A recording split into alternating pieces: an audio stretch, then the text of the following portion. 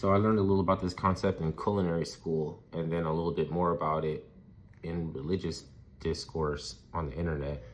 And it's something that I have to bring up because you know how this polarization is kind of like dragging these words into another, like further to the pole. Like they're making the words meaningless, even though the words always have the same meaning. So it's like a thing about like being like a noisy bunch, a ruckus of arguing, fighting children or whatever. They get kicked out of paradise, right? How are you like smarter or something? Or are you gonna tell us like it? I'll show you. First, I'm gonna show you this little clip, right? And then you'll get the same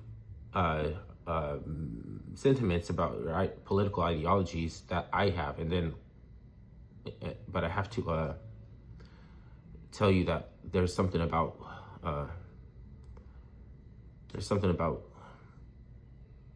conservative commentary that's even dumb. So let me show you this first, okay? No, it's funny though. I'm born here. Huh? You have Australian flag, but you Samoa. I born- can see in your tattoo over I'm there. born and bred here. I'm born and bred Why here. is Samoa? I'm born and bred here. I'm born and bred here. It doesn't matter. Yeah, it does matter. Inside your heart is Samoa. And inside your heart And too. you black. Look, Philo skin. You I black. don't know why you have to cheat and lie to the Australian. I'm not lying. I'm not Why lying. is Samoa? I know I'm Samoan, but Why I'm not no lying. legs? Big legs. Don't cheat to yourself. Take this flag off, okay? Put the Samoa. So you know what's funny though? I'm born here. Huh? I'm You have born. a strip? Okay, all right. Now I'm gonna show you what I replied because it's simple than me just rambling. Okay. Oh wait, let me read it. So in culinary school, they taught us about in hospitality, like you first thing is that nothing ever happens to your guests. You know, like you don't want anything. You know, like negative, like, you know, you don't harm, you know, nothing first harm, right, to come to your guests. Similar to the, like, in medicine, it's like first do no harm, right?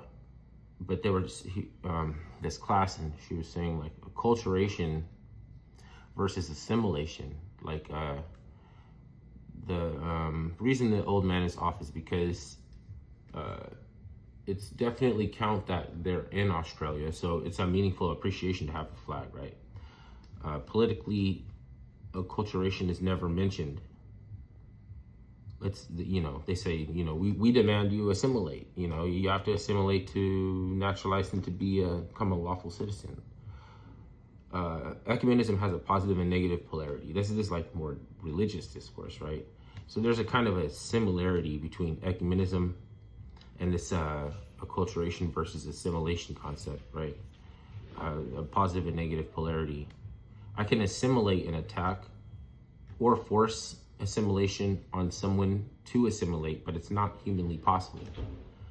Foolishly, we demand assimilation, but instead of the friendly ecumenical opposite of that is acculturation. So can you imagine if in political discourse we demanded that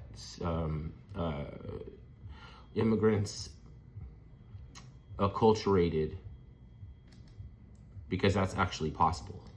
They might be able to pull that off, right? It's just a consideration. Like political discourse doesn't have time to figure it out, but it's a costly ignorance even for those who are in the same ideological view as that I have, or as me, right?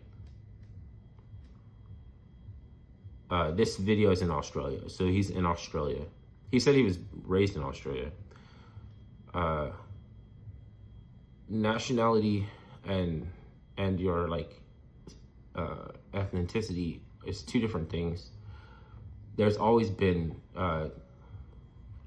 ethnic minorities, like in like all countries, like to have like ethnic minorities. And then the political discourses seem to get stuck, like the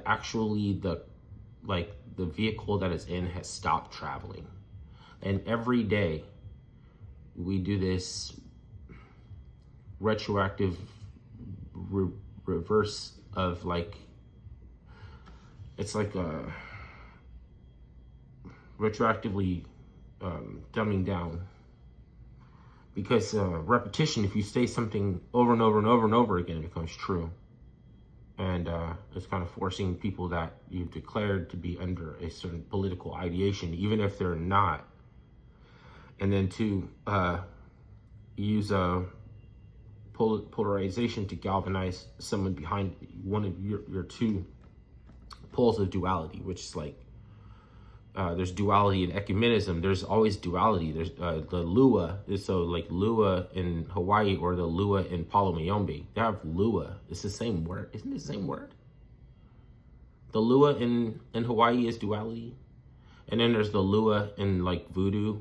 And they're like these feminine archetype personalities. There's like 4 of them. So it's like in their system, it's trying to divine what kind of like women you want to attracted to. She'll be like, my pussy is like a divining rod, honey.